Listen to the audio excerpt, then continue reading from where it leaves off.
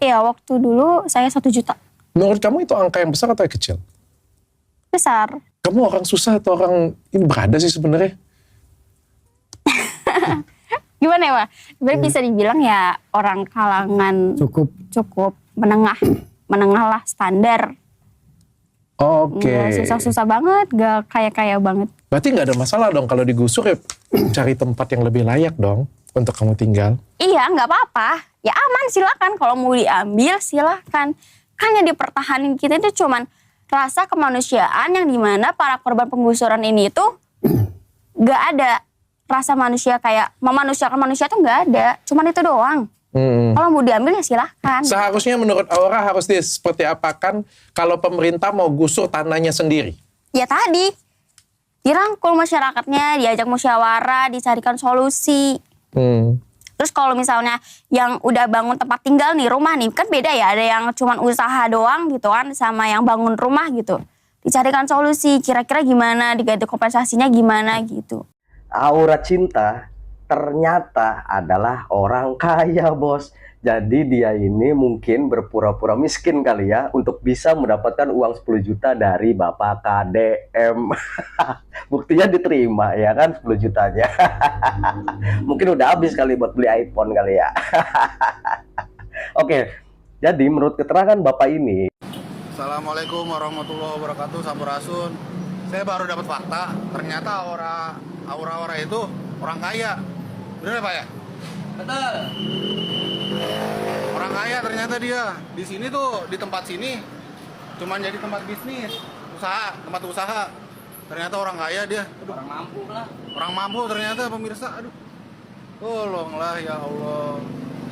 Kacau berarti teh. Ya, Aura Cinta itu yang tempatnya digusur itu adalah tempat usahanya. Jadi bukan tempat tinggal permanennya. Jadi tempat tinggal permanennya itu bukan di situ, dia mempunyai rumah lagi. Ya.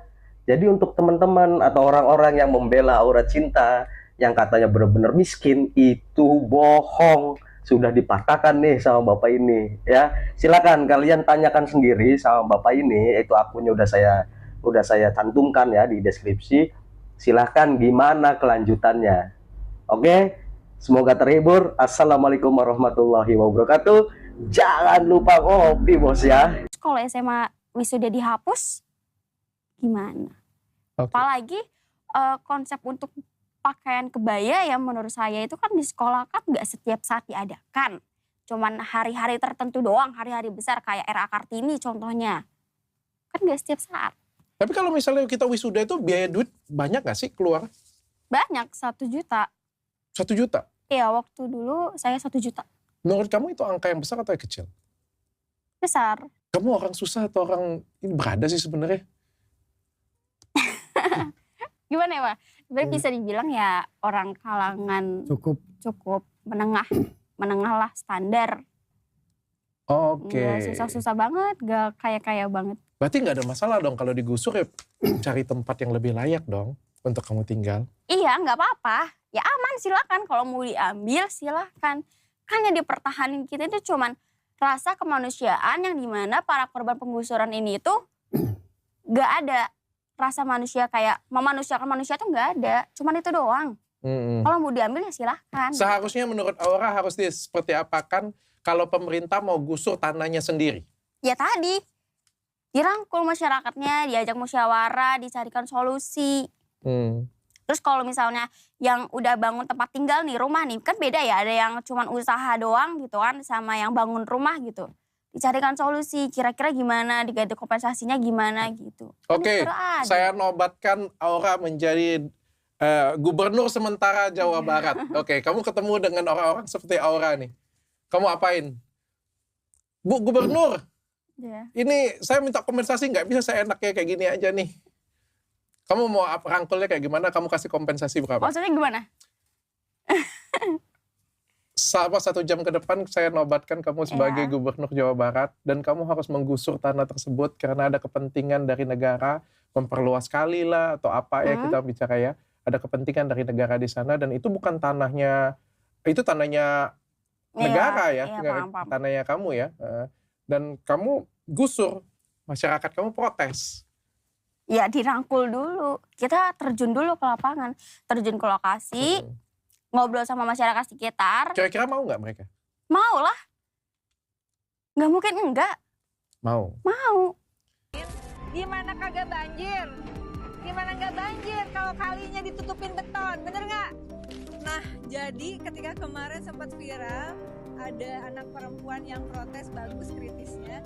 Tapi mari kita jelaskan bahwa kritis itu boleh sayang, tapi juga harus pelajari dengan jelas karena menyangkut hajat hidup orang banyak. Jadi adek, kalau saya nggak salah, kemarin ada di titik nol itu deh, ya. Terus? Nah, di rencana kita di sini Bu, kita akan membangun sejumlah 8 pintu, di mana nanti bendungan itu akan berfungsi. Yang pertama itu selaku pengendali banjir yang melintasi kali Cikarang menuju ke kali CPL atau kita sering sebut Cikarang Barat, Cikarang Bekasi Laut. Cikarang Bekasi Laut, Ya, CPL. CBL. Yang fungsi utama itu akan Menurut kamu kalau misal kamu menyatakan pendapat seperti ini ya, cara penyampaian kamu dengan Kang Deddy pada waktu itu menurut kamu sudah benar atau tidak? Mungkin belum ya. Soalnya kata netizen kurang sopan, terlalu gak mau ngalah gitu kan. Ya gitu. Jadi mungkin maksud netizen saya harus nunduk kali ya mungkin ya. Sama pejabat yang tinggi, punya jabatan tinggi, yang dihormati sama masyarakat, mungkin saya ngobrolnya sama beliau mungkin harus nunduk, harus suara pelan-pelan mungkin ya. Yang kamu rasakan haruskah seperti itu? Enggak. Kan namanya debat ya. Namanya debat ya ini. Harus menatap lawan bicara. Terus juga berbicaranya ya gitu. Mungkin ada ucapan saya yang mungkin kurang sopan atau gimana gitu. Nadanya mungkin bisa diturunin. Mungkin ya. Jadi kamu menganggap bahwa pada waktu itu kamu sudah berdebat dengan cara yang benar. Iya. Tapi kalau misalnya kita berdebat dengan orang yang lebih tua, orang yang lebih kita hormatin, kita hargain, apakah menurut kamu kita tidak harus menaruh empati ke sana? Mungkin bisa sedikit naruh empati karena jawaban saya semua di situ spontan kan mungkin ego saya muncul. Jadi mana adanya kayak gitu, terus natapnya kayak gitu. Netizen langsung ngambil intinya, wah nih anak songong gitu. Sebenarnya ini natap lawan bicara itu menurut saya tuh harus, soalnya menghargai lawan bicara yang sedang berbicara. Kalau misal menurut saya nunduk itu malah nggak sopan. Saya diajarinnya begitu. Bukan diajarin ini ya, diajarin sama di entertain. Oke, kalau misalnya kamu yang jadi ke depan jadi pejabat, terus kamu ketemu dengan anak muda seperti kamu yang protes, menurut kamu akan apakan anak muda itu? Saya bakal apresiasi sih. Karena dia berani menyuarakan di antara banyak orang. Meskipun mungkin cara pandang saya ngelihatnya nih anak sedikit songong gitu. Tapi kan kita nggak tahu entah itu egonya muncul atau enggak gitu kan.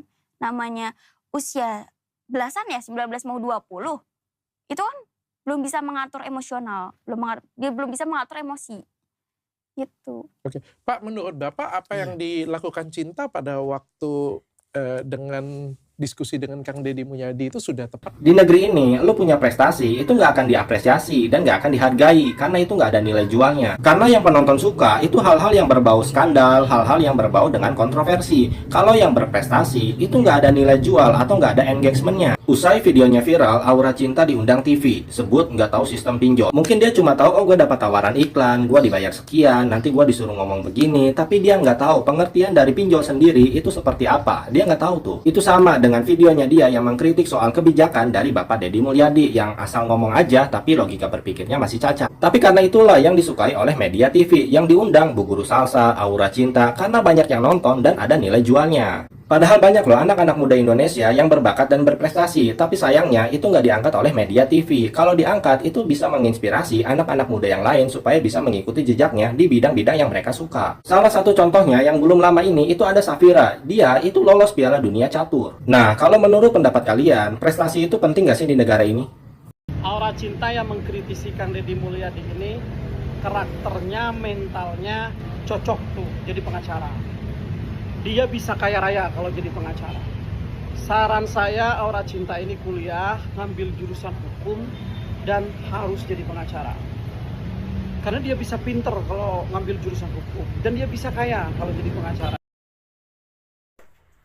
Ternyata guys, Aura Cinta masih ngeyel meski debat dengan Deddy Mulyadi. Aura Cinta ingin tetap wisuda SMA, berikan solusinya.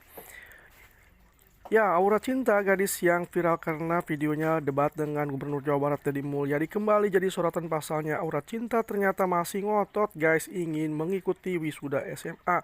Sebelumnya Deddy Mulyadi memang sempat mengeluarkan kebijakan penghapusan wisuda sekolah terkait jenjang pendidikan yang lebih rendah. Ya, satu sisi ia tetap masih berharap wisuda tetap diadakan dengan meminimalisir biaya. Benarkah Aura Cinta hanya pura-pura miskin? Remaja yang viral protes ke Deddy Mulyadi diduga ini anak orang kaya guys. Di balik pernyataan bahwa dirinya berasal dari keluarga kurang mampu, nyata-nyata publik justru menyoroti sisi lain kehidupan Aura.